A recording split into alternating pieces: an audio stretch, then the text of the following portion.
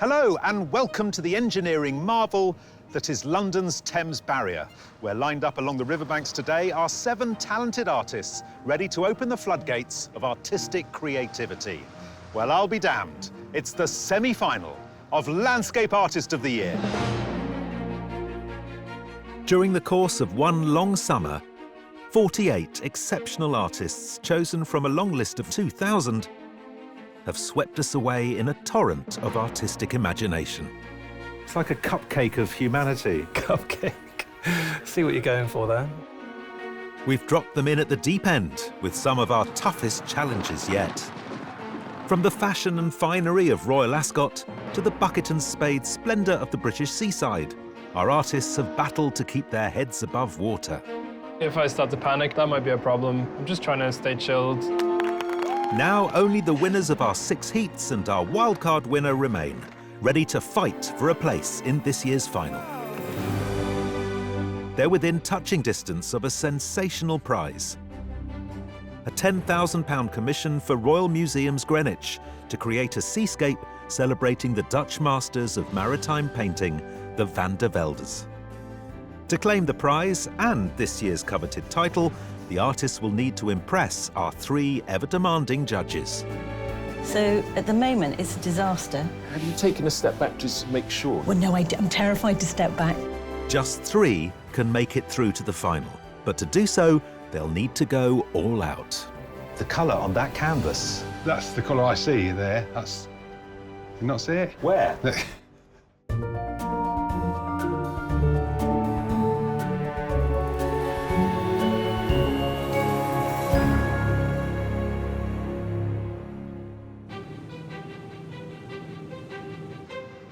Competing in today's semi-final are the artists who won their respective heats. Wow, it's huge. Goodness. It's going to be challenging. Yeah, it is going to be difficult. Anne Byrne, a recently retired PR manager from Cheshire. Italian surrealist Stefano Ronchi. And from Nottingham, former IT consultant Steve Nice. It's amazing to be in the semi-final. Can't believe it. I have to keep pinching myself to think we're all actually here. It's brilliant. How are we going to get the silvering? Oh gosh, they're really domineering structures, aren't they? Yeah. Also taking part, from Dorset, oil painter Helen Lloyd-Elliott. Susanna McInnes, a plein air artist from London. And from Norfolk, illustrator and painter Finn Campbell-Notman. It's been, on my mind every day, thinking about what I might do, what I might not do. A little bit apprehensive, but I'm really pleased to have got this far. At each of the heats, 50 wildcards also painted alongside our artists, all hoping for the flush of success. I think you put the loos in as well. I didn't realise they were the loos. It's worth knowing. In landing the sought-after prize of the last remaining pod in today's semi-final. Hello! You're our wildcard winner today. Thank you very much. Thank you. Well done. Really? Yeah, well done. I'll just gobsmacked.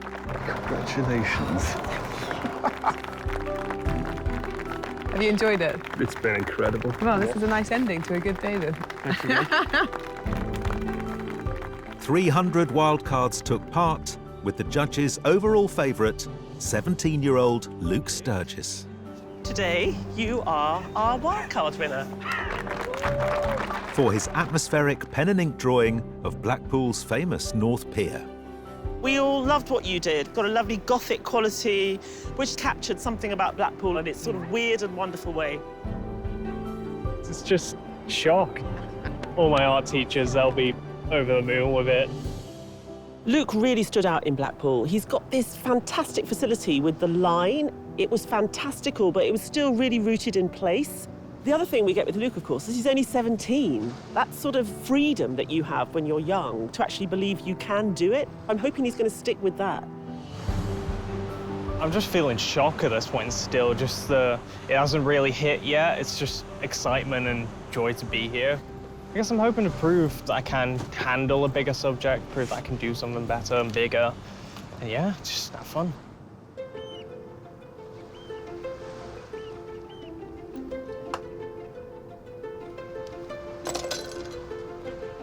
Semi-finalists. Today, come hell or high water, you'll have to push yourself to the limit.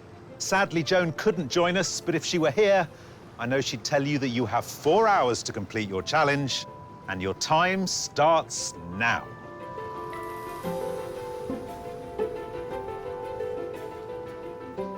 Today, we're in East London, with our artists positioned on the north bank of the River Thames.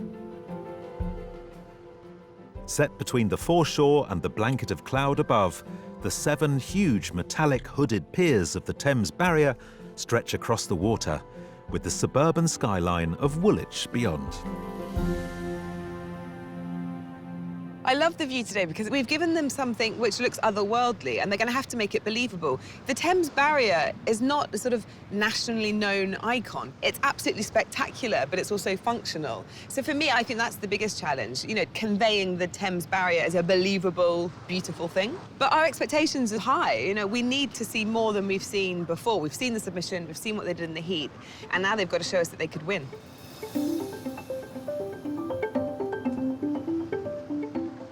Faced with such peculiar structures emerging from the water, our semi-finalists will need to demonstrate their individual heat-winning styles while still depicting the barriers convincingly. But some are already finding the scene difficult to fathom. I think I'm being thrown by the enormity of the objects. There's a lot going on, so I'm slightly freaking out, but I'll just give it a go. My biggest fear today is just getting the best composition that I can. There's the powerful machinery, and then there's the water, which is actually a powerful source underneath. There's a lot to choose from.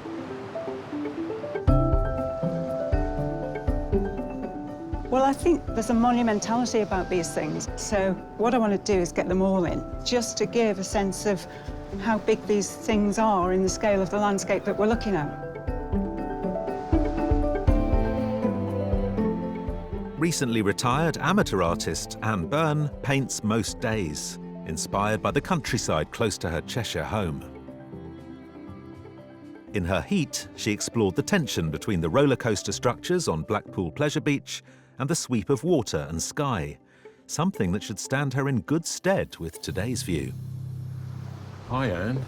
Hi, morning. I see from your drawing that you're going to the meat of the subject. Yeah. You're not avoiding anything no, today. No, I'm not. I mean, they're the stars of the show, really. You know, these big metal beasts. What I wanted to do was capture the monumentality of all those things within the context of the landscape. And actually, when I'm looking at this, I think this suits you down to the ground. Yeah, it does. All the It silvery does. greys. Absolutely, yeah. Because your palette is very cool in a sense, isn't it? I can see it already appearing, so Great, I'll let you get on with the paint now. Yeah. While Anne tackles the barriers head-on, our next artist has opted for a more tangential approach. The view is magnificent, but the role of an artist is to see beyond what's in front of us.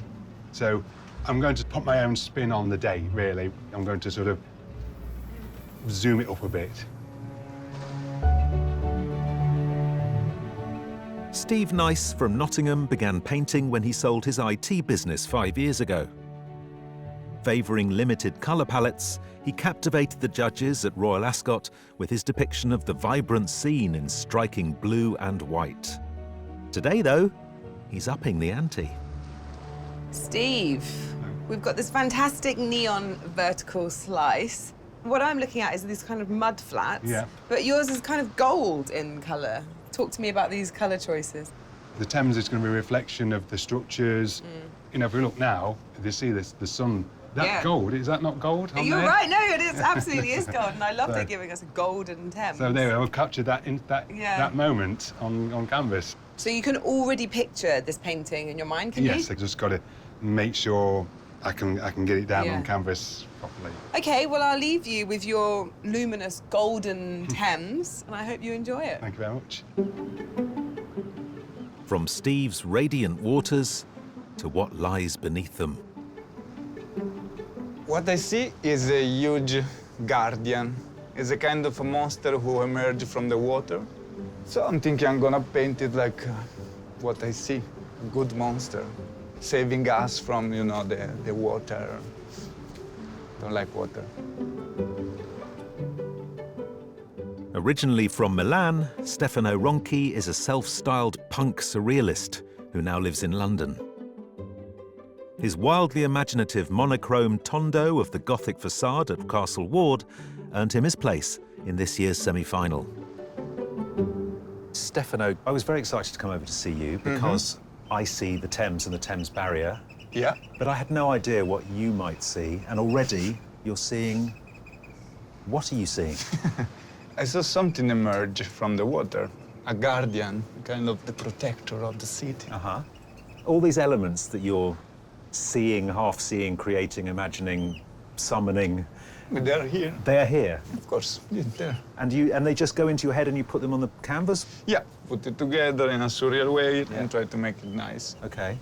Have you changed your sort of ambitions for this semi-final? See, I'm gonna do some color. OK. Well, look, I can't wait to see what happens.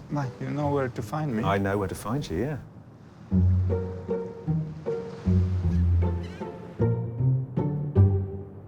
The barrier is such a weird subject. Do you think some of them are going to have problems with it? Quite possibly. I mean, it looks sort of space age, so I don't know whether those who make slightly more fantastical works will feel more comfortable with it than those who produce more traditional. But at the same time, it might allow the traditional painters to get a bit of an edge. Yeah, but the edge will come just from the subject matter. I do want the edge to be somehow through the approach of painting. I mean, marrying the two. Yeah, rather than, oh, it's another plein air painting, I can do these, whatever the subject. I do want a sense of the weirdness of the place. I guess they're also thinking about who they're up against and whether it means that they then have to amp up their own personal style a little bit more. Do you think at this stage of the competition they know they need to take it up a gear? I certainly hope so. With an hour gone, each of our artists has chosen compositions reflecting their riotously different takes on the vista in front of them. I wanted to give a sense of where these things sit in the landscape. I'm not panicking too much yet. That's me in an hour. I'm starting the first layer of color, transparent color, but I need to be faster. Right now, I'm not too happy with what I'm doing. As an artist, you get a feeling when you know it's right. Still not got that feeling yet. Just got to just keep going with it.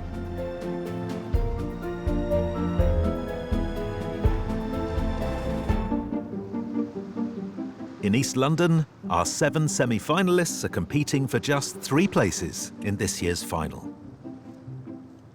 They're negotiating the futuristic forms of the Thames Barrier, rising from the river in front of them. But one artist's gaze is fixed on the view beyond. I've spotted a window which takes you past all those structures, takes you past the water to the other side. Compositionally, it's really important that I take my viewer through, that I excite them. For plein air painter Susanna McInnes, carefully studied compositions provide the basis for her vibrantly coloured oil paintings.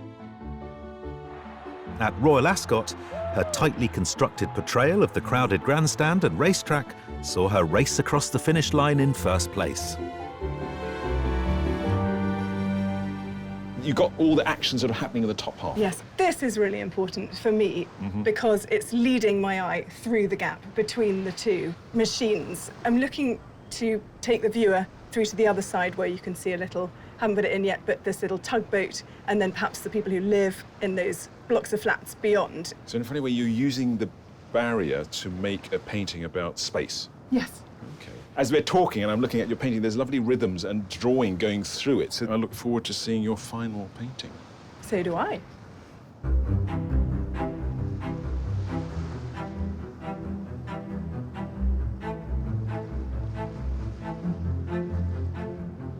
So I'm thinking to just have a single one in the middle, keep the water in the sky, and just have this lonesome little barrier. Just have it do its own little thing. Yeah. Luke Sturgis is a 17-year-old art student from Chester.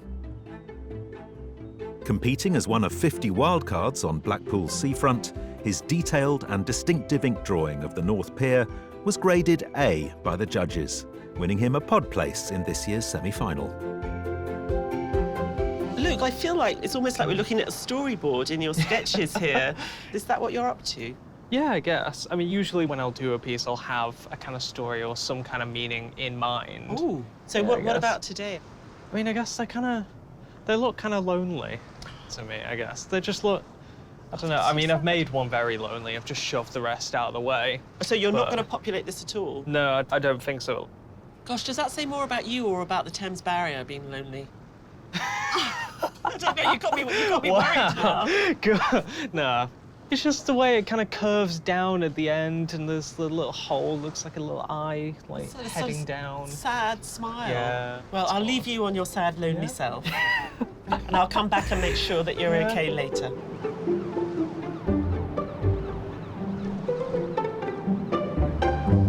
This is pleasant, isn't it? It's pleasant, but I mean, where are we? It's a very unusual. It's not the city. It's not the countryside. It's not even really a normal river view.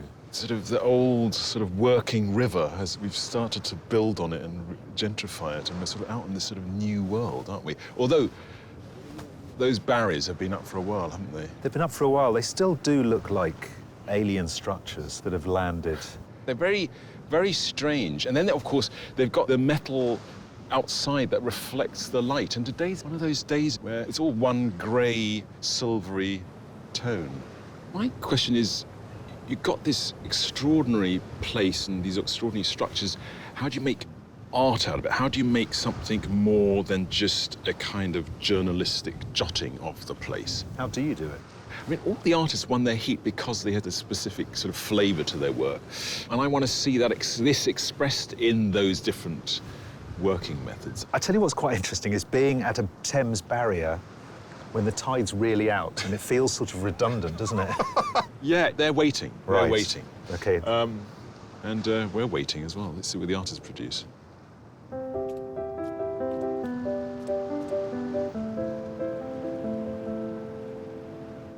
Today's view may be testing our artists' skills, but for one, so far at least, it's been plain sailing. Well, I definitely wanted to get the barriers in, and then luckily a nice old Thames lighter boat sailed through, so it's sort of that contrast of what the Thames was and what it is now, which is really just happenstance, lucky accident. Finn Campbell-Notman has been a professional painter for much of his life. Faced with a broad panorama in his heat at Blackpool Beach, Finn's depiction of the tidal pools carried a strong sense of mood and meaning.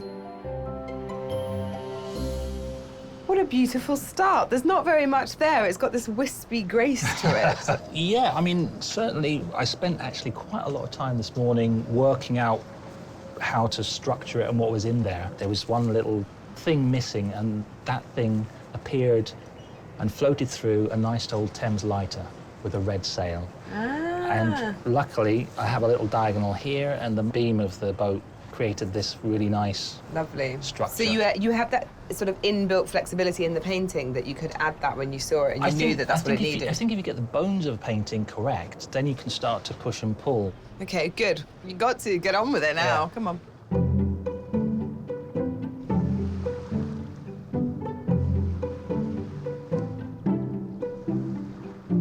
I really enjoy that yellow of the construction that pulls up the barrier, the sort of sienna-y colour of the house, and the turquoise, so I like the splashes of colour in front of me. Helen Lloyd-Elliott finds inspiration in the colour and nature of her home county of Dorset. At her heat in Northern Ireland, she sidelined the ruins and water of Strangford Lough to concentrate on the foliage. Today, though, she's focused very directly on the bold structures in front of her. Gosh, Helen, you've moved on a pace. You've pretty much got the whole thing in now.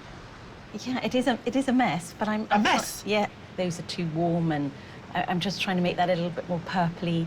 I'm just trying to work out as I go along. And what do you think it is about this scene that's making it problematic? Is it the weirdness of the shapes? Yes, I think I am finding it very difficult. I don't know whether should I be concentrating much more on the form, just trying to do all the different colours at the moment, and then I was going to try and tighten it up later. I mean, it doesn't feel like a mess to me at the moment. I think the colours are absolutely gorgeous. There's a real sort of musicality to it, almost a rhythm and pace to the way in which certain colours reappear. I think you're being a bit hard on yourself. Okay. Personally. All right, thank you. Yeah. Get on with it. Okay. As the competition reaches its halfway stage, our artists all have their very own challenges ahead. I haven't put the tugboat in yet. At the moment, I am looking at the foreground. I need to make sure that that's interesting enough to take your eye into everything else. It needs to play its role. I've left a single barrier. The biggest challenge is just getting all the detail on in time. The nerves either flicker from, oh no, I'm never going to finish this, to, oh, I'm perfectly fine. I'm struggling a bit, if I'm honest. Just the sheer number of details. The boat passing, of course. Yeah, tricky, very tricky.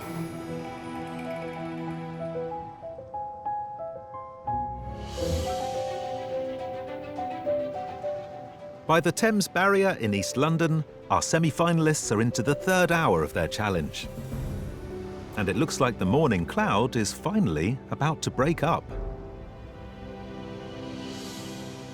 I can see you've already put the highlights in at the top, anticipating that the sun is going to come out. Absolutely. I wanted to get that, to inject that kind of visual energy, almost. And the blue sky? I will lighten it up a bit, actually, yes. I just, for the minute, I just wanted to get some sort of background base on. And you've given us this wonderful open space. Is that your go-to thing? It was too natural. much to resist.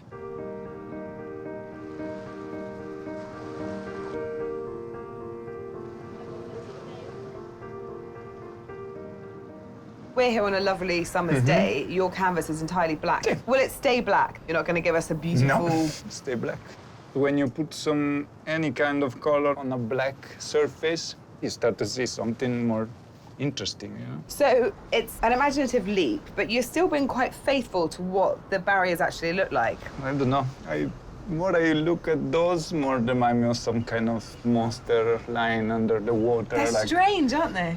Yeah, they're very strange. Well, I love seeing things through your eyes. I mean, I don't think anyone would ever do it quite like this.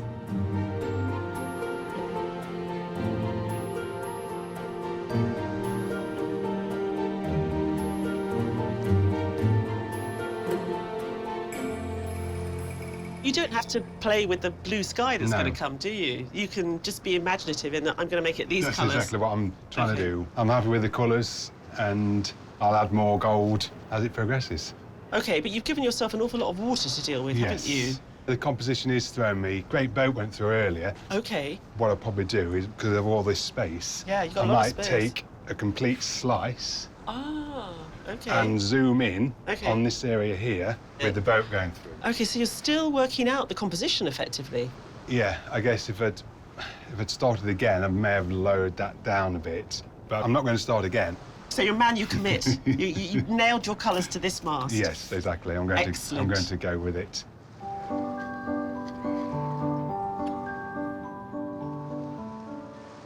It's not just the artists sticking doggedly to the task in hand today. The judges have been keeping a watchful eye on progress all morning. So, at the halfway stage, which of their efforts do they think are holding water? So this wonderful mechanical structure we've plonked our artists in front of, is it a barrier to good work, or is it letting the good work flow? In a funny way, when you give the artist something they don't understand to paint, there's no preconceived ideas, and actually it's giving a certain freedom to just interpret it as they will. How is Stefano getting on in the battle between the landscape we've placed him in front of and the landscape of his mind? I mean, it doesn't seem to be like a battle. This just makes complete sense to Stefano. I actually worry that maybe it's not magical enough. OK, I get it, there's a monster under the water, but I'm like, I could take more. I think that Stefano's given us something that's really powerful. It's almost like one of those mines you see in the sea, you know, with all the bits poking out of it. It's got malevolence, it's got surprise, danger, and it's a good painting. So next to Stefano, we have Anne, who's working with much thicker brush strokes. Real contrast. and giving us the whole sweep of the vista in front of us. And she's done it in these beautiful silvery tones. It's got a magical quality to it. Yeah, I love the way Anne just gives us that huge open space. Will it get too tight over the course of the afternoon? I don't know. I have a funny feeling that she was in this sort of position in Blackpool, and actually she just about managed to keep that freshness going, didn't she? Finn gave us a sense of atmosphere, of stories, especially in Blackpool. It feels like we're waiting for that story to come at the moment. No, I completely agree with you. It's so slow. And as a consequence, there's not a sense of coming together as a whole. There doesn't seem to be much harmony. It's making me very nervous. I feel like I'm looking at a completely different painting. He's made a really clever decision in putting the boat in. Yeah. Which I was like, you know, when have we ever said that? Clever decision, boat in. I mean, seriously, he's done it really sympathetically. And for me, I think it's partly down to his colour palette. Helen's focused on the far end of the barrier. Is that working? Helen's just incredibly magical colourist. She's given us the Thames Barrier on the other side with a few buildings, and I know I'm in London. There's a few brick colours, there's the grey sky, and I feel at home. I was nervous about Helen earlier because I just thought that it was a bit, just didn't have any harmony. And just now, after seeing it after lunch, I'm really happy. So, Steve, what? Steve made some very strange decisions right at the beginning of the day. Too tall, too skinny, and he knows it. He did come up with a really clever idea about breaking it into 3 different sections, but it just feels that he's fighting every step of the way. I don't mind Steve's composition. It's just these colours. There's just all this kind of acidic undertone that's basically just really fighting with everything he's putting on top of it. Susanna, how's she getting on? She made a lovely decision early on, which is to find a pathway through the barriers. The downside to that is that she's going to run out of surface to paint at some point. So I think Susanna needs to stop soon. Right. And I think really quite soon. You know, the way that I travel through the painting, it's all very well thought through and it works. But she's a colourist, and I'd really like to see her use of colour pushed a bit further. Luke's winning wildcard painting had a lot of atmosphere. Are you missing that kind of sense of mood? I think Luke's definitely coming in with the atmosphere. This morning, what he felt was that those objects that make up the barrier actually feel very lonely. So I think once the details start to come in, that yawning emptiness will reinforce that sort of characterization of the objects. My worry is that she's got this huge expanse of sky and water to deal with, so I hope it doesn't sort of get undermined by the rest of the stuff he's going to put in. I do think today is about a battle between the traditionalists and the completely weird and wonderful stylization at the other end. And ultimately, you know, it's very difficult to judge between those 2 elements. So we're in a death match between the new and the weird and the wonderful and the strange, and a more traditional approach. Be interesting to see how that develops over the course of the day. High tides on the River Thames have long posed a serious threat to London, and a series of floods in the 20th century began a debate about how best to manage the river and protect the city. Construction of the Thames Barrier began in 1974. When designing the rotating gates, legend has it that engineer Charles Draper took inspiration from the taps on his gas cooker. We used 10 separate gates, 520 metres in width across the Thames, to create a wall of steel that stops the incoming tide. The 4 main gates are 61 metres in width and weigh 3,300 tonnes each, and that's the equivalent of 7 super jumbo jets. It was originally thought the barrier would be needed just 2 or 3 times a year, but over the past 40, it's been called into action more than 200 times, and counting. We have to get it right every time. It would be very career-limiting if the Prime Minister stood in the House of Commons in his Wellingtons because we'd let a tide through that we shouldn't have. With the climate emergency causing rising sea levels, like many cities worldwide, London is increasingly at risk from flooding, and Draper's engineering marvel is more crucial than ever.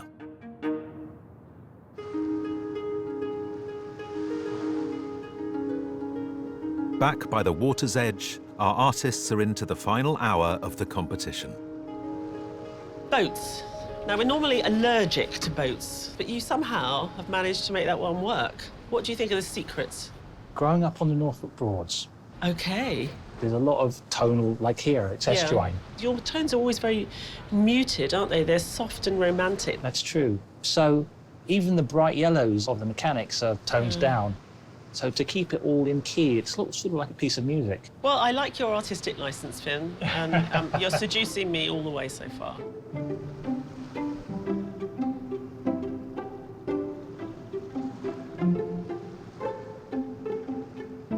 Helen, when is the painting finished? Yeah, that's a very good question, isn't it? I think I just try and make everything sharper. Big buildings I find really tricky, so I'm going to sharpen those up and make them look like objects rather than a mush. You've taken a step back to make sure. Do you ever step back? Well, no, I'm terrified to step back. Well, look, it looks lovely, so don't overdo it. No. OK? OK.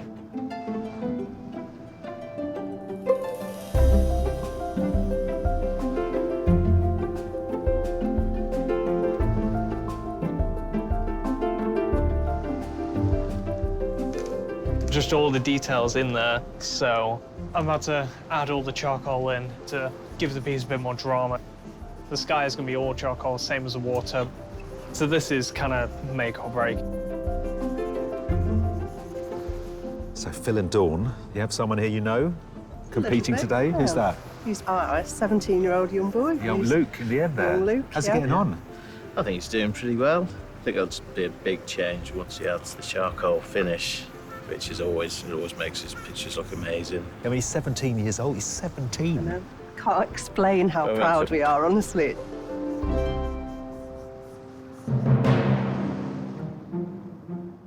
With our artists into the last stages of the competition, time is trickling away.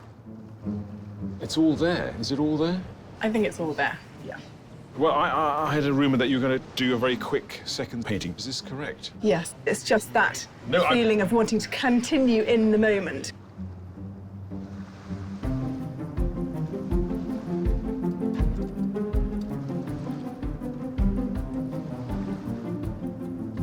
I'm worried about the sky because it's a bit flat. Maybe a touch on the water and then just step back, stop tinkering. You overwork it. You just lose that lovely brushstroke and that suggestive quality of paint. Yeah, I'm still struggling. I've changed what I'm doing by splitting up the Thames into almost like a reverse triptych. So now I've got a whole new section. So, a lot to do.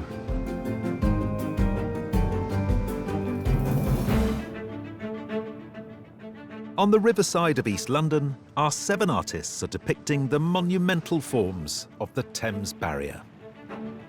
Just 3 of them will go through to this year's final, and the finish line is coming into focus. Are you wearing conservator's goggles to help you magnify what you're seeing? Is that the whole... Yeah. So I can see a little bit more detail, and I can be more precise. What is it that you're going to do in these last 10 minutes? I don't know, adding some light. I think it's still dark. But... Plenty of dark, yeah. Yeah. Well, it's crazy constructivist madness, and we love it.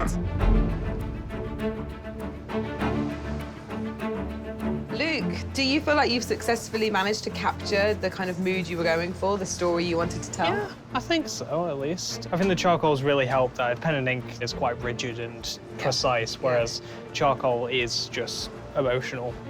I mean, it's not in everybody's hands, but it definitely has a very atmospheric quality here.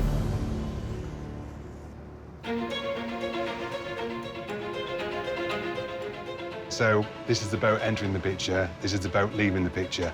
So the red of the boat, I'm trying to do a reverse of the green. The red is the reverse of the green other than the boat. OK. Are you finished? Yes. You are? Yeah, I Oh, have. wow. I've made that decision. If I carry on, I'll lose that energy. Artists, just as the river of artistic ambition carries the pebbles of frustrated... You've got 5 minutes left. Susanna, number 2. Amazing. And do you know which one you're going to give us yet? I think that one, because I don't think I'm going to have time to finish this one. It feels scary. The structures are quite close tonally to the sky, so I'm just putting the shadows in moment to moment. Yeah, chasing shadows. I always do this. I make everything very muddy, So no more fiddling, no more painting. This could be a big mistake, but I think I should just leave it.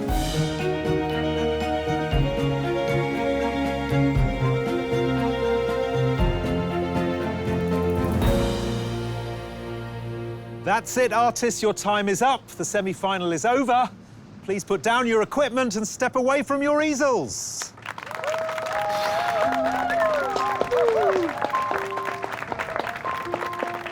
That was tough, wasn't it? Shattered. I am feeling tired. Excited as well. It's a good feeling to finally get it all done with. Ended up being sort of what I wanted in my head. I just hope that I've done it well enough for the judges to like it. As the artists take a well-deserved break, it's time for the judges to cast their expert eyes over our 7 finished landscapes. The longer I've spent looking at those barriers, the weirder they become. It's been quite a difficult challenge, I think. Yeah, it's a difficult challenge, but it's an inspirational challenge because they had something to wrestle with and something to inspire them, I think. We were all intrigued earlier by Stefano's painting. Are you happy with how it's turned out? Well, I think it's shown us that Stefano's just a technically very gifted artist. And to make the colours look so luminous, you know, coming out of this black backdrop as well. I guess the thing that I'm not sure about is this red balloon. It almost takes it one step too far for me. There's a monster coming out of the sea with a big eye, but you're not sure why the balloon is there. I mean, I'm with Kate on this. I think the balloon is very distracting. I mean, that said, the work is phenomenal. You know, the level of imagination, I love that darkness. I love the fact that he brings so much of himself to it. And it's the only painter today who's really given us the scale of this whole view. Has that paid off? Anne's great at giving us that sense of openness. And you know, that line that takes us right the way across the whole sweep of the river, I think is really strong. One of the things I am struggling with a little bit are the highlights on the top of the barrier itself. That looks like an affectation rather than someone who's looking, observing and depicting. There are clumsy brush marks, but as a whole, I think the light captured is extraordinary. I don't know how she's done that. In Finn's submission, we had that tree.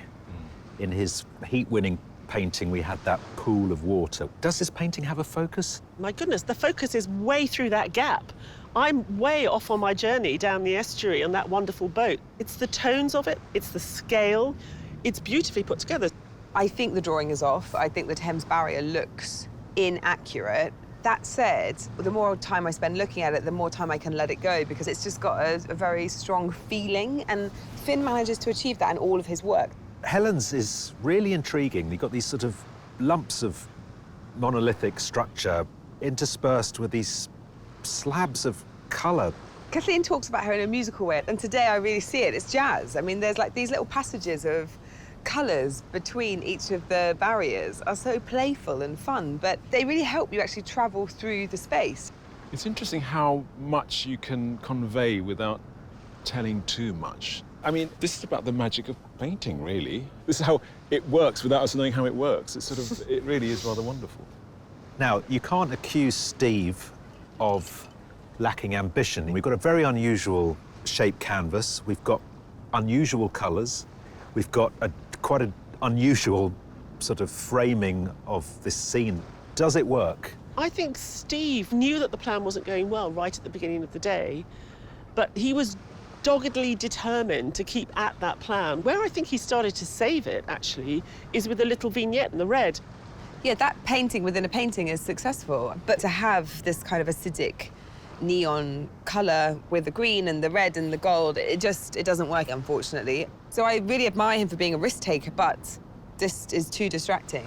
Susanna, she sort of pushed the barriers quite high up in the frame. Yeah, I love the way Susanna's constructed the painting. That high horizon leads us very cleverly through that gap. But what I like are the colours and the light. I mean, that green, it's luminescent. You know there's a deep pool of Thames there. The sky is just gorgeous to look at. And actually, the Thames barriers themselves, the objects, I think they're the most compelling for me. I think they're absolutely fantastic. Looking at Luke's, there's so much character in what he's done, isn't there? Yeah, I mean, Luke's just got such an interesting sensibility as an artist. Quirky without being ridiculous, it's descriptive without being boring. The charcoal probably wasn't the best way to finish the work. But what you're looking at is a 17-year-old who's not really used charcoal much before, which is so commendable because that's an extraordinary level to get to when you're just working things out. There was a purity and a confidence to just the ink that made me understand the loneliness of the barrier. So, yeah, a little bit of a compromise, but I'll forgive him that. Well, there we go. We talked earlier about the battle between the more traditional approaches and the more out there, novel approaches. But you've got 7 artists and only 3 can be in the final. So who's done enough to make it through?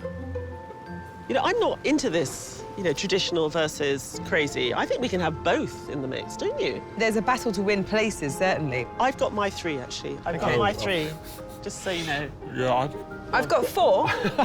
I've got 2. Oh, OK. So... OK, well, we can have one of mine. Yeah.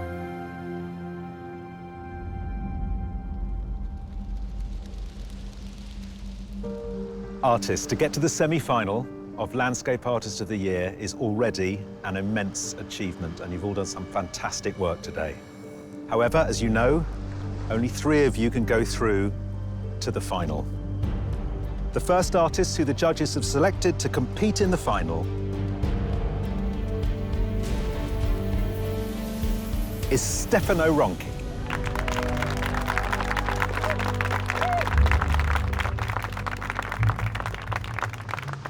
The second artist is Finn Campbell-Notman. Yes.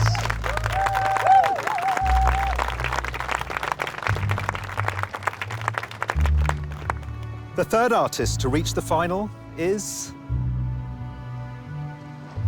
Helen Lloyd-Elliott.